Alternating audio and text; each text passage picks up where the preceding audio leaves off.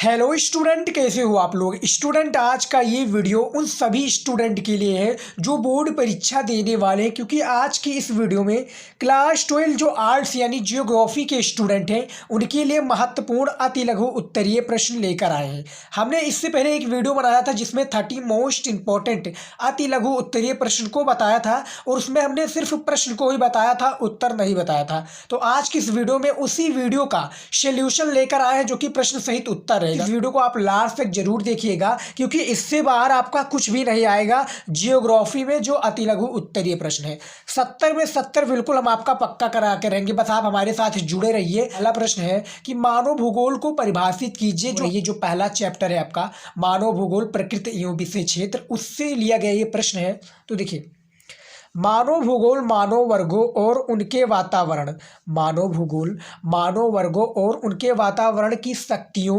प्रभावों तथा प्रतिक्रियाओं के पारस्परिक कार्यतम संबंधों का प्रादेशिक आधार पर किए जाने वाला क्या है, अध्ययन है। तो ये देखिए, मानव भूगोल का परिभाषित कुछ इस प्रकार से है। यदि आपका फेडरिक रेटिजल के अनुसार आया था तो उसके आधार पर भी बोर्ड एग्जाम में पूछा जाता है कि फेडरिक रेटिजल के अनुसार या एलएनसी सैंपल के अनुसार मानव भूगोल को परिभाषित कीजिए, तो उस पर भी आपको देना होता। तो जो पहला आपका चैप्टर है उसी से लिया गया ये मोस्ट इंपॉर्टेंट वीवीआई क्वेश्चन है। तो पहला हमारा क्वेश्चन का आंसर क्लियर हो गया, आप देख सकते हैं किस प्रकार से है।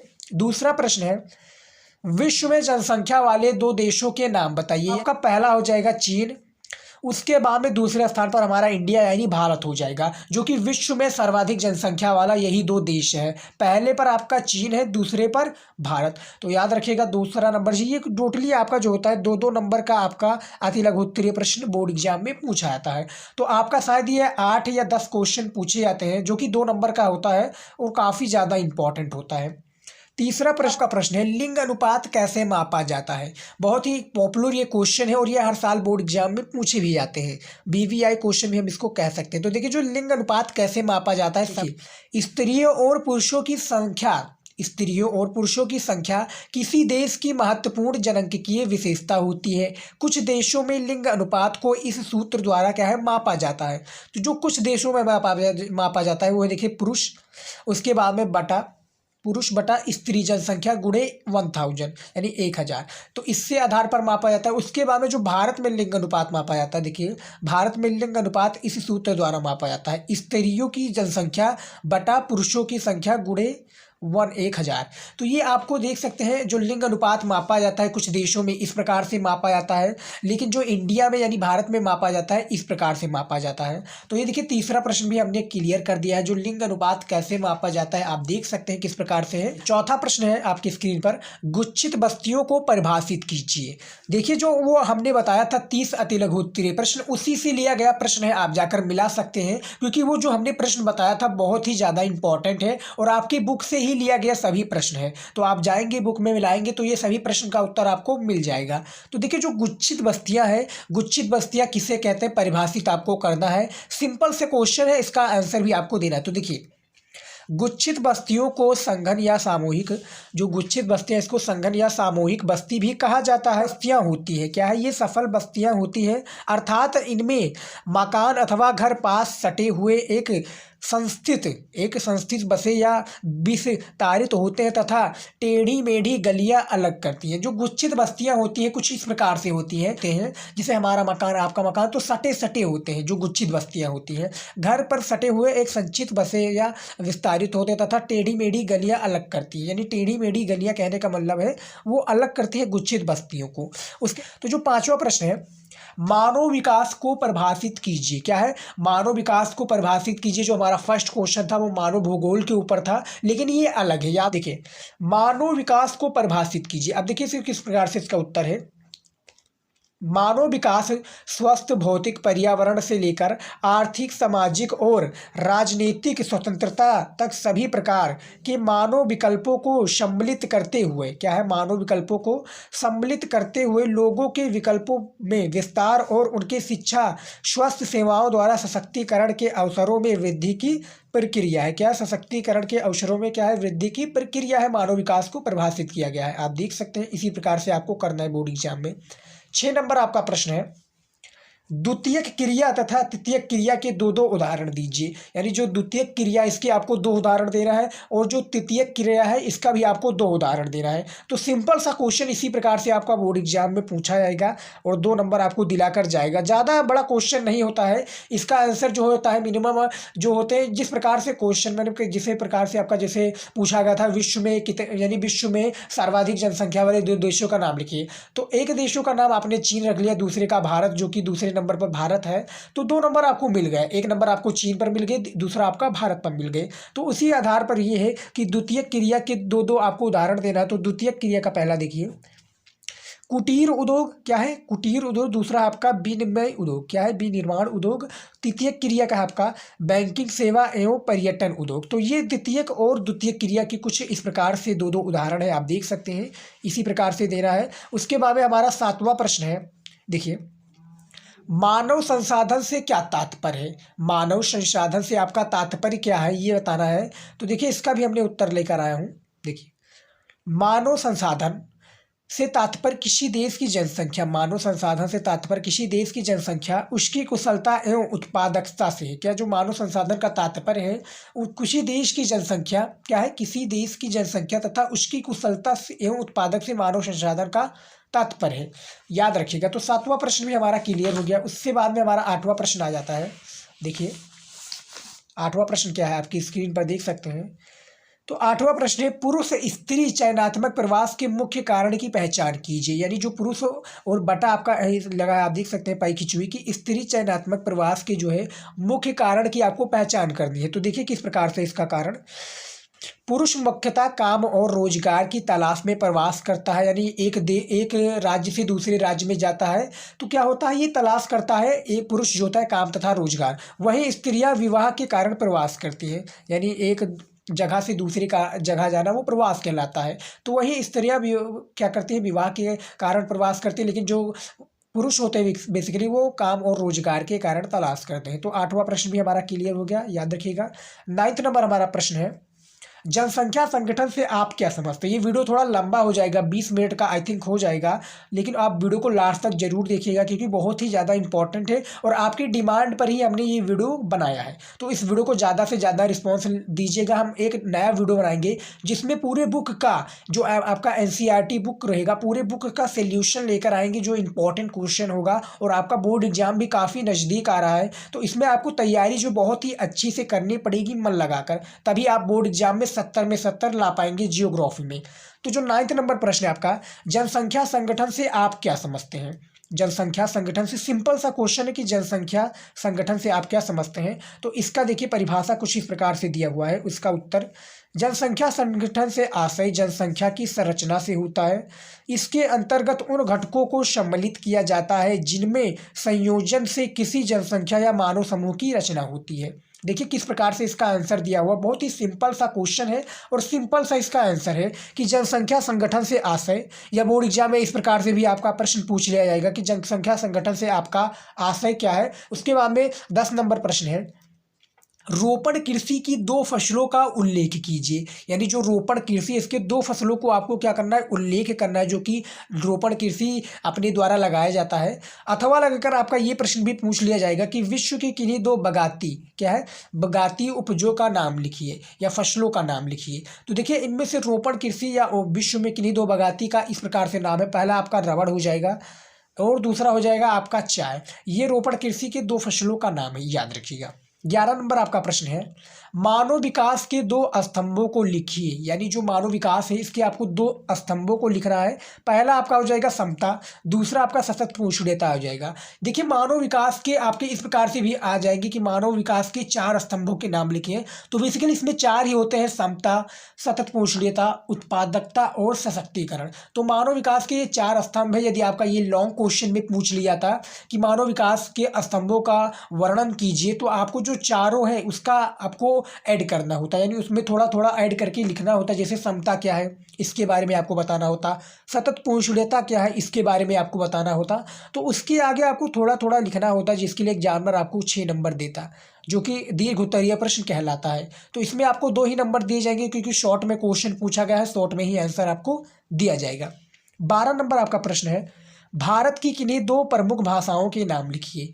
जो इंडिया का दो प्रमुख भाषा है, मैं बता दूं इंडिया का दो प्रमुख जो भाषा है, पहला आपका हिंदी हो जाएगा एवं दूसरा आपका हो जाएगा गुजराती। यानी ये दो पॉपुलर भाषा है जो कि हिंदी के प्रमुख भाषाओं के नाम में शामिल होती है। तो हिंदी जो है सबसे पॉपुलर है, हिंदी बोली जाती है, लेकिन गुजराती भी प्रमुख भाषाओं की लिस्ट में शामिल होती है। चलिए देखते हैं अगला प्रश्न देखते हैं। देखिए अगला प्रश्न है हमारा 13 नंबर प्रश्न है, आपकी स्क्रीन पर देख सकते हैं। पल्ली बस्ती को परिभाषित कीजिए। हमने गुच्छित बस्तियों को परिभाषित कर दिया, लेकिन जो इसमें आता है पल्ली बस्ती को परिभाषित कीजिए। पल्ली बस्ती किसे कहते हैं, पल्ली बस्ती से आपका आशय क्या है। तो ये सभी प्रश्न एक ही है, इसका उत्तर आपको इसी प्रकार से देना है। देखिए, कभी कभी व्यवस्था के कारण उत्पन्न सामाजिक बिलगाव के कारण गुच्छित बस्तियां विखंडित हो जाती हैं। यद्यपि विखंडित होने के बाद उन सबका नाम एक ही रहता है। इन विखंडित भागों को ही पल्ली बस्ती कहा जाता है। अब देखिए सिंपल सा इसका फंडा है कि कभी कभी व्यवस्था के कारण उत्पन्न सामाजिक बिलगाव, यानी समाज के कारण बिलगाव के कारण जो गुच्छित बस्तियां हैं ये विखंडित हो जाती हैं। यद्यपि विखंडित होने के बाद इन सभी जो बस्ती का नाम एक ही रखा जाता है या एक ही रहता है। इन विखंडित भागों को ही पल्ली बस्ती कहा जाता है। तो पल्ली बस्ती में भी आप लिख सकते हैं, समझ लेते हैं यदि आप, तो इसको अपने शब्दों में भी आप प्रेजेंट कर सकते हैं बोर्ड की कॉपी में। 2 नंबर एग्जामिनर तो देगा ही देगा, याद रखिएगा। 14 नंबर हमारा प्रश्न है, जल संभर विकास कार्यक्रम के 2 लाभ बताइए। जो जियोग्राफी के जितने भी स्टूडेंट हैं इनके लिए सभी ज़्यादा इंपॉर्टेंट क्वेश्चन है, तो आपसे रिक्वेस्ट है कॉपी पेन ले लीजिए, इसको तैयार कर लीजिए।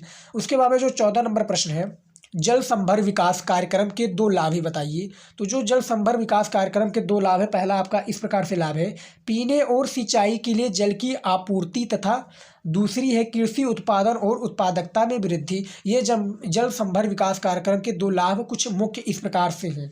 15 नंबर आपका प्रश्न है, देखिए, खनिज ईंधन से आपका क्या अभिप्राय है। यानी जो खनिज ईंधन है इससे आपका अभिप्राय क्या है, इसका आपको डिटेल में बिल्कुल उत्तर देना है प्रश्न का।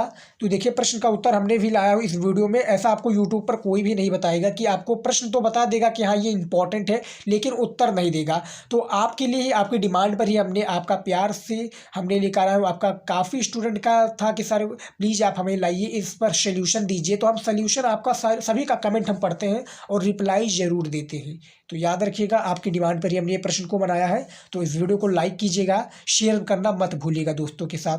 उसके बाद में देखिए, आध्यात्मिक खनिज जिनकी उत्पत्ति कार्बनिक पदार्थों से होती है खनिज ईंधन कहलाते हैं। जैसे जीवाश्म ईंधन, खनिज ईंधन है इसका अभिप्राय कुछ इस प्रकार से है। जैसे में यानी इसके एग्जाम्पल के जो खनिज ईंधन है, इसके एग्जाम्पल से जैसे जीवाश्म ईंधन, ये खनिज ईंधन के तात्पर्य में आते हैं। तो 15 नंबर भी हमारा प्रश्न कंफर्म हो गया। 16 नंबर प्रश्न है, देखिए क्या 16 नंबर प्रश्न, रेटिजल की पुस्तक एंथ्रोपोजियोग्राफी को मानव भूगोल की आधारभूत पुस्तक माना जाता है।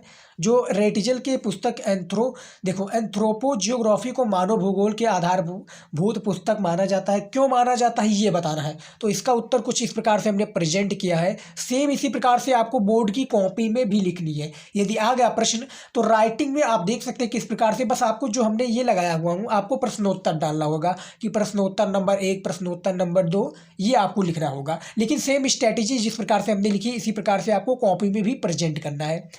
तो देखिए, चार्ल्स डार्विन के विकासवादी सिद्धांत से प्रभावित होकर फ्रेडरिक रेटिजल ने एंथ्रोपोजियोग्राफी पुस्तक की रचना की थी। अपनी इस पुस्तक में उन्होंने मनुष्य और वातावरण के संबंधी की व्याख्या प्रस्तुत कर भूगोल विषय को एक महत्वपूर्ण आधार प्रदान किया था। जो रेटिजल के आधार पर, जो हमने बताया था कि रेटिजल के अनुसार भी मानव भूगोल का परिभाषा पूछा जाता है, या इनकी पुस्तक जो एंथ्रोपोजियोग्राफी मानव भूगोल की आधारभूत पुस्तक माना जाता है। क्यों माना जाता है, इस वीडियो में आपका, इस प्रश्न में आपका बताया हुआ है। तो देख सकते हैं किस प्रकार से 16 नंबर भी प्रश्न हमारा कंफर्म हो गया है। आप देख सकते हैं प्रश्न का उत्तर। उसके बाद में जो हमारा अगला प्रश्न आ जाता है 17 नंबर प्रश्न है, ट्रक कृषि से आप क्या समझते हैं। यानी जो ट्रक कृषि है इससे आप क्या समझते हैं, बिल्कुल इसका सटीक उत्तर दीजिए। तो देखिए, जो ट्रक कृषि है किस प्रकार से है, इस कृषि का सर्वप्रथम शुभारंभ संयुक्त राज्य अमेरिका में हुआ था। इसके अंतर्गत ऐसी कृषि फसलें उत्पन्न की जाती है जो इनमें सब्जी, फल और फूल मुख्य है। ट्रक फार्म एवं बाजार के मध्य की दूरी जो एक ट्रक रात भर में तय करता है, उसी आधार पर इसका नाम ट्रक कृषि रखा गया है। अब देखिए इसका सटीक में समझने की आप कोशिश कीजिए कि इस कृषि का जो सर्वप्रथम शुभारंभ हुआ था वो कहाँ पर हुआ था? संयुक्त राज्य अमेरिका में। इसके अंतर्गत ऐसी कृषि फसलें उत्पन्न हो जाती हैं जो क्या है? सब्जी, फल और फूल मुख्य है। क्या है? सब्जी, फल और फूल ये मुख्य है ट्रक कृषि के अंतर्गत। ट्रक फार्म एवं बाजार के मध्य की जो दूरी रात भर में एक ट्रक तय करता है, उसी के आधार पर इसका जो नाम रखा गया, क्या रखा है? ट्रक कृषि रखा गया। तो ट्रक कृषि का तात्पर्य आप देख सकते हैं। 2 नंबर का प्रश्न है, ज़्यादा प्रश्न नहीं है। यदि आपका ये लघु उत्तरीय प्रश्न में पूछ लिया था तो आपको सेम इसी प्रकार से इसका आंसर देना होता है। 18 नंबर प्रश्न है, वृहद